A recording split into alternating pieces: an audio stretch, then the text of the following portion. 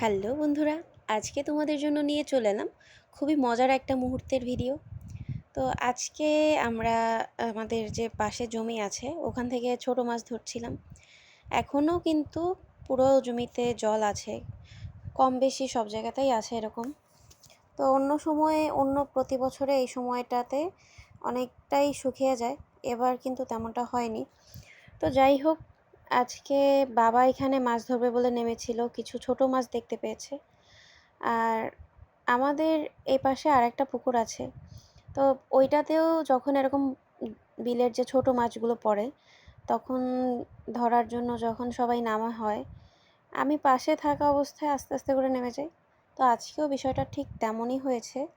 বাবা প্রথমে নেমেছিল মাছ ধরবে বলে, আমি পাশে ছিলাম, তো তারপরে আমিও নেমে যাই। তো নামা যেমন তেমন আমরা বিষয়টা কিন্তু অনেক উপভোগ করেছি সময়টা। আর মাছ ধরেছি খুব বড় বড় সাইজের, দেখতেই পাচ্ছ, দেখো অনেক বড় বড় সাইজের কিছু মাছ ধরতে পেরেছি আমরা। তো এগুলোই অনেক, আর বেশ মজা করেছি।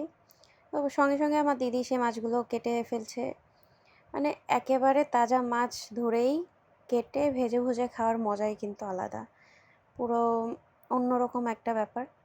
তো গ্রামে যারা বড় হয়েছো বা ছোট সময় ছিলে বা এখনও আছো, তারা কে কে এরকম বিলের থেকে মাছ ধরতে পছন্দ করো বা কখনো ধরেছো, বিষয়গুলো কেমন লাগে কমেন্টস করে জানাবে।